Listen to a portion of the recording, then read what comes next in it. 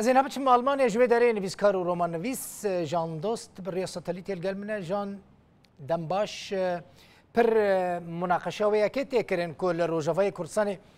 سیاست تبلی ناوا زمان بویه و سیاست زمان بره و دبه تأثیر که ویا نگاتیف یا نرینی لسر زمان چید به؟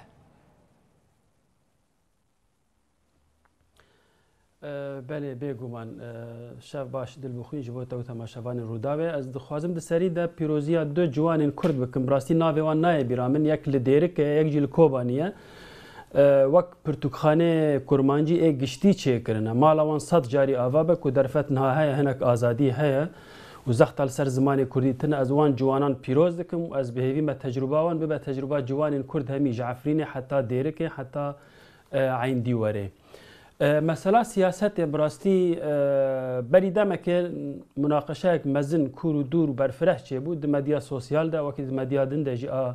دیتبار دجی و خواندنبار دجی او متودن که هاتن دانین جبو خواندن مدرسه دبستان سرطایی هنک سیاست در باس بویه نه تنی خوزی سیاست با ایدئولوژیا در باس بویه یعنی بهتر آل و رنگ و دنگ پارتیه که بون او جی براستی بو جی نرازی بونا گلک کسان حتی هنکا گوت درس زمان پرورده زمان دبن درس پرورده ایدئولوژیک آجبو بجی کرنا سروکه کی بجی کرنا پارتیه که اواجی رولا گلکی نگاتیو آنینی سروی مجاره لیست و حتی گلک کسان گلک کردان زاروکی خوان نشاندن وان دبستانان گوتن ام ناخوازن زاروکی مج زاروتی ده مجی وان به سیاست یا به ناکوکین سیاسی پرورده ببه او رولک نباش لیست خوازی افتشت لروجاوای کردستان نبا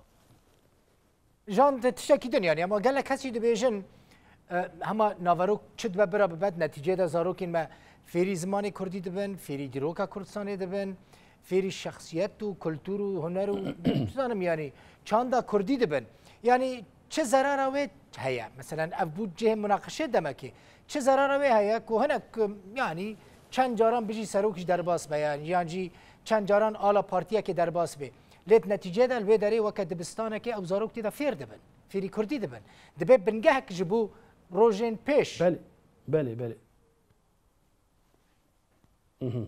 راسته از بخوا نلدجيمه و از لقال من هالواسطه خواجي داخو يا كرن مقوت يعني ام بيجي فكري ببيجن پرورده پکه که بجی نخمه یعنی او زمانی کردی او ام تی زمانی خونه براستی او قصه سال ام زمانی خو بپارن ج فیربونا زمانی خو بپارن و قالك كسان هالوسطى من عجيب دي تنجبر كو از قالك رخنه بايدت كم نا او مروف دوري مساله بخينا تشتر لي قاوا كبو پرورده او درس زمان ببن قادا پرورده ایدئولوژیک او تشکی نباشه لجبو زمان ده زمان ده از دکارم کتابین آتاتورک جی به کردی بخوینم و باش بجبو من از نهاد زمان دنویسم زمانا ترکانه دبیجن فتح الله گولانه از به کردی دنویسم مجارین کردی دنویسم از جبو خو شرم نابینم عیب نابینم زمان کردی او قصه زخت لیبویه جمتی خواستن به هر آوایی ام پیشگیری آوی بکن به هر آوایی چاوا درفت به دست مکت